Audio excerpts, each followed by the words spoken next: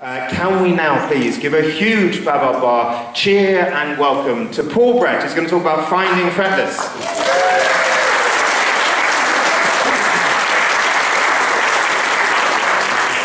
Hi everybody, my name's Paul Brett. While Tim's just finding the slides. I came prepared with my 4-hour presentation on the history of the electric guitar, but Tim says the trapdoor opens after 15 minutes, so we'll do our best. How we do? There you go. How we do? Okay.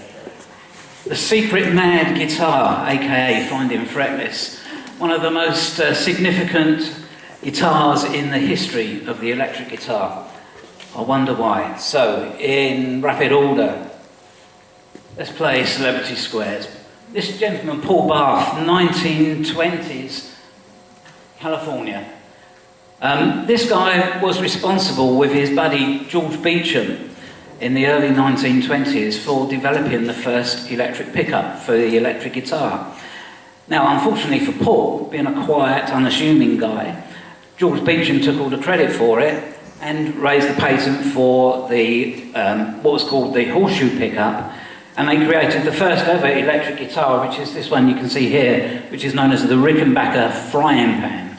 Okay, so that was the very first beginnings of the electric guitar, and here's some pictures of Paul later on in life, but he was friends obviously with Adolf Rickenbacker, who ran the company, and they used his name because it sounded a great name, so Rickenbacker guitar started in that early time.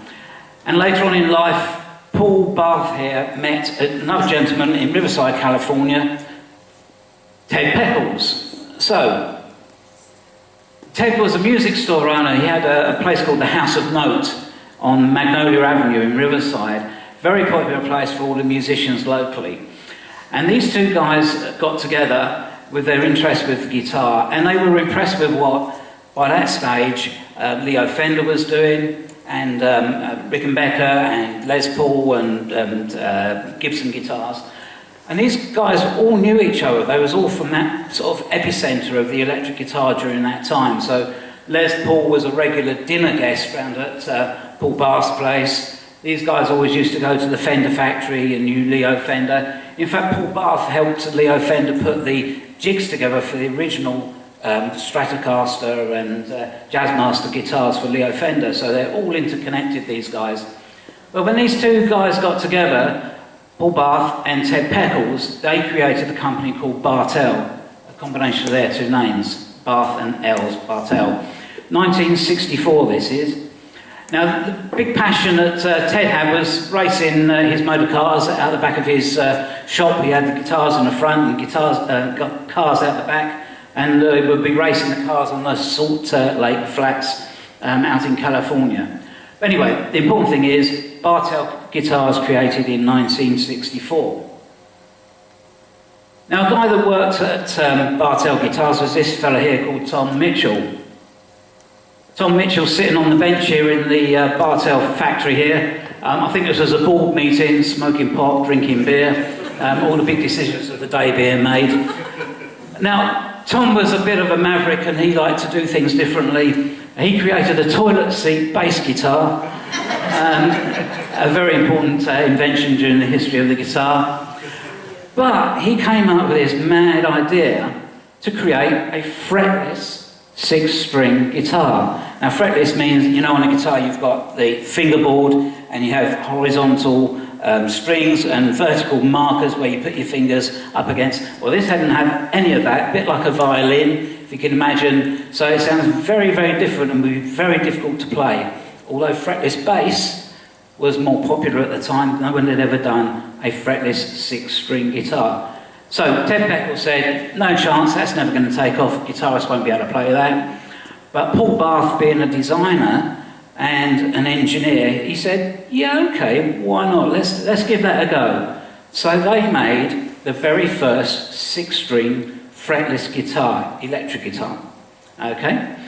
And they made a prototype and just a handful of others, so they're very, very rare, these guitars. Now, what you're going to do when you've created a 6-string electric guitar and you're competing in the marketplace with the big names out there, you need to get your guitars out to the biggest names in the industry. This guy is Al Casey. Who's Al Casey? Okay. Has anybody heard of the Wrecking Crew? Yeah? Okay, so the Wrecking Crew were the top session players in Hollywood back in the day, all right, in the sort of 1950s. They were called the Wrecking Crew because before them, all the musicians were the orchestra players. And they didn't like it when these guys came along with their rock and roll and their electric guitars and all that sort of stuff. And they said they were wrecking music. So these guys were called the Wrecking Crew. All right? They played with everybody. You can see the names up there. All the big names of the day. Elvis Presley, Frank Sinatra, all the big names. Now, Al Casey had a music store. Okay, this one down here, Vine Street. And the guys from Bartell got their fretless guitars to Al Casey, who was a buddy, and said, can you get these and give them to all the important people that you know, all right? So, over on the right-hand side there, you can see Elvis, all right, with two Wrecking Crew guitarists, Tommy Tedesco and Mike Deasy. Now, Mike Deasy is important in this story as we go through. But just an interesting side fact, okay, interesting story about Al Casey, you can see his pictures down the bottom of here. Him and Mike Deasy were employed to work with Elvis on the '68 comeback special. Yeah, you might have seen the film recently, it's just come out. But this was a really pivotal moment for Elvis resurrecting his career again. And when they were filming, they said, look, we need a guitar for Elvis that's going to really stand out and look cool. Al Casey had a red Hagstrom guitar. Hagstrom was a Swedish name, all right? So they said, can Elvis use that? Yeah, okay. So he gave Elvis his red Hagstrom guitar, and that's the one that you can see all over the film, the iconic photos of Elvis during that time. Also, he lent him his amplifier. I can't play electric guitar without an amplifier. So you can see on the stage there, just, there we go. That's the amplifier. It was a Benson amplifier for nerdy amplifier people, okay? Now, I need to introduce my friend here, Richard Bennett. Richard Bennett is a very famous player from Nashville. Think of Mark Knopfler. He's been in Mark Knopfler's band for the last dozen years. And also think of Neil Diamond. In fact, you know the song Forever in Blue Jeans? Neil Diamond hit? It was Richard that wrote that, okay?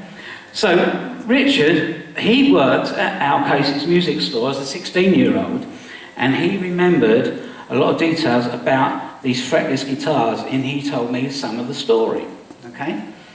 Now, what they did was, Mike Deasy, and we'll go on to Mike here. Here we go, here's Mike Deasy. Why he's important is, Al Casey gave Mike one of these rare fretless guitars. You can see it's circled there at the back, right by him. Now, some interesting things here is, down at the bottom here, the black guitar with the silver, oops, there we go. That is known as a Black Widow guitar. Jimi Hendrix, Frank Zappa, those guys had those, very rare guitars as well indeed. And you can see the resonator guitars here. When, just thinking back to Paul Bath married into the DePreyer family, who were immigrants, and before the electric guitar came about, and it was the DePreyers that created the resonator guitars. So they were all worked together at the National Factory before electrification of guitars.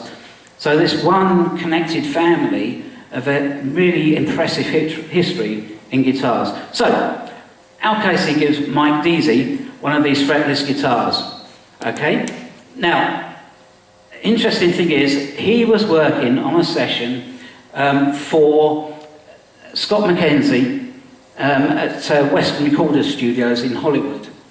Now, Scott McKenzie was, you know the song San Francisco, With Flowers in Your Hair, yeah? So he was recording at that session, and this guy turned up with an entourage, and during the break when they were recording, he came down and he wanted to know all about this fretless guitar that Mike Deasy had, okay? We'll come on to who that was in a minute, but another interesting story about Mike Deasy is a couple of years later, he was sent by his record company executives to go and check out this wannabe rock star, a chap here, you might recognise him, okay, Charles Manson, okay, not a great guy to go and spend some time with.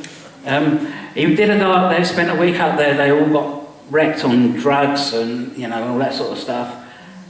It was Charles Manson, obviously, that was involved with the Sharon Tate murders, okay, which was literally not long after this. And Mike was glad that he managed to escape with his life, basically. And he was so affected by all the LSD and all the drugs and everything, eventually he turned his life to Christ and became a minister. Okay? So you've got this interesting story about Sir Charles Manson. Now there's just a little note down the bottom here, and I want you just to remember this, about Charles Manson later in life becoming obsessed with the Beatles song Helter Skelter. Okay? So, we've got this connected story. The guy that met him at the recording studios was George Harrison. George Harrison and his entourage, they came over to America, California, and stayed on Blue Jay Way, where he wrote the song Blue Jay Way. On the third night is when they went to the recording session. And don't forget, we started off talking about a secret mad guitar, okay? Now a couple of months later, in October 1967, and this is August 1967 when this happened, Neil Aspinall wrote in the Beatles monthly book about this new guitar. And he said one of the session players there had a fantastic new guitar, a first prototype, something quite special, and he goes on about it being it's supposed to be very secret. I've ordered one, and it's in the middle of the night, and George can't resist having a go, and shh, you don't know what guitar. All right? That guitar was the Bartel fretless. Okay? Nobody knew anything about this guitar, but they brought it back to London, and in 1968, 6th of June 1968, at Abbey Road. Remember Kenny Everett? Yeah, okay. So Kenny Everett was good friends with the Beatles, and he goes along to do an interview. Now, he met this guy, Tony Olivestone, who was a sound engineer, had a new piece of recording equipment, a tape machine, but Kenny wasn't confident about using it, so he asked Tony to go along as well. Tony couldn't believe his luck. He was going into Abbey Road at the height of the Beatles' fame, meeting all the Beatles, and gets to do this recording. Okay? And Kenny's talking to John, and before I play this little bit here, just out of interest, see this necklace around John's neck here? It's an Indian talisman, and later on in recent years, that was purchased by the Gallagher brothers. So it's just something that John Lennon used to wear a lot during that period. But hopefully this little bit of audio will work now, so let's just give this a go. Well, I will play this completely all the way through, just for you. For you. What kind of guitar is that? Very strange looking. Fretless guitar. Nobody's boy. Get out of business.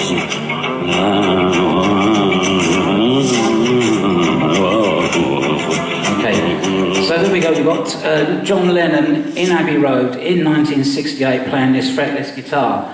Nobody knew anything about this particularly. It was kind of denied in all the history books about the Beatles. In fact, very few people knew anything about this until 2019. Here we go. So the question is, what did they use it on? Okay, we have very good inside information from a guy called Jan Gorski-Mercer, who was a session player who knew George Harrison as a friend for 30 years. And in private conversations, he knew that it was used on Happiness is a Warm Gun and, significantly, on Helter Skelter. And remember Charles Manson and Helter Skelter, he was influenced by this mad guitar. It was called the mad guitar because that's what George Harrison christened it, because it was difficult to play, all right, the mad guitar, okay, bought in secret, okay. Now the significant thing about Helter Skelter is it was probably the longest track that the Beatles ever recorded, but it's never been released. There's a 27-minute version. You can hear it on the live album. You can hear it on the 12-minute recording they did, but the longest recording the Beatles ever did was a 27-minute version of Helter Skelter. It's never been released, but we assume, we don't know for certain, that the Bartel fretless secret mad guitar was used on that particular track. And again, Charles Manson was hooked on that song. So George takes it to his home in Friar Park in Henley-on-Thames. You can see it at the back there on his right-hand side, okay, with a couple of resonators and a few other guitars in there. The Bath and Deprayer family are responsible for probably half a dozen of those guitars that George kept at his home in Friar Park. Do you remember Tin Pan Alley up in London? It was famous for the guitar shops there. The guys there remember the Beatles bringing in a load of guitars for servicing and repair, and they remember seeing this Bartel fretless. Okay, but they always said, having the experts dismiss its very existence is funny. Working on those Beatles guitars back then was just an everyday occurrence. And let me introduce you to my friend Ray Russell. He couldn't be here tonight. He was going to be here to say hi to everybody. Ray was a session player, or still is a session player, and a recording artist. The people he's worked with is absolutely incredible. I mean, it's just a short list on the right-hand side there, which I won't read them all out, but I mean, he's been in the industry since he started working on the James Bond films in the very early days. And he put a post on in 2015, which I didn't see, but in 2019 when he reposted it, it pricked my interest, and that's where I picked up on this story. What is the story between this secret mag guitar that Ray had? How did Ray get it? Well, George gave it to him. He was working with George Harrison on a film called Water, okay, in 1985. George brought it in and said, I'm not really getting much out of this guitar, you give it a go. And so Ray played it, and he said, well, you're getting more out of it than I am, why don't you have it? So Ray was very lucky, a guitar, a very rare guitar from George Harrison. Okay, what happened next? So, Fiona, that's what happened next. So we found out a bit of information, and the story was getting interesting. And did you remember Antiques Roadshow was on in Battle Abbey, 2019? So we said, well, let's take it along and see what happens. We didn't know what to expect, really. Ray phoned up and said, I've got this old guitar from George Harrison, would you be interested? And they went, oh, okay, we'll let you know. Put the phone down. 20 seconds later, did you say George Harrison? So anyway, off we go to the Antiques Roadshow. You may have seen it, you may not, but anyway, I'm on the Antiques Roadshow with Ray, just giving a little bit of background history about it. Ray's busy playing it, and here we got the head of Bonhams, who's been on this programme for years and years and years, and he says, I think, at auction, it would be worth somewhere between £300,000 to £400,000. Gasp. Yeah? Okay, so that went global. There was headline news all over the world about this secret mag guitar. We had to wait a year, all right, before the programme was coming out, so we had to keep stum. Okay? But in the week in the run-up to it, Ray gets invited up to the One show, and here we go. He's on the sofa with Bon Jovi, back with Fiona again. And the guys at One show really wanted Bon Jovi to play the guitar, but you can see Bon Jovi was like, I'm not touching that. It's a fretless guitar, it's going to be difficult. So he said, no, I'm afraid of it. And Ray said, yeah, me too. So anyway, then that was the precursor to the show going out live. After that, because of the valuation, Ray really couldn't hang on to it any longer. It just became untouchable. No one would insure it or anything for him. So sadly, he thought, okay, well, I'll take it to auction. We went to Bonhams, and it was during the COVID period, so hence the silly masks and everything. But it eventually went for £190,000. Quite a long way below the estimate, but still a good price for an unknown fretless guitar, and that nobody knew anything about. I think now that people know a little bit more about it and how it was used by the Beatles and the story behind it, I think it's actually worth a little bit more now. Okay. So that was where I came in, really, all the research and all that back history and that back story. There's a lot more to it than just that, I can assure you. But I ended up writing the book, Finding Fretless, and it involves all these people and a lot more, and I've been very privileged to be able to tell the story of the Beatles' secret, George Harrison's mad guitar. Thank you.